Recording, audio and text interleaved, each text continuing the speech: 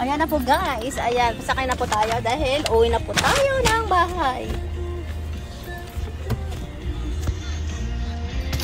Ayan, together with my boyfriend again guys. Ayan. Ayan po guys.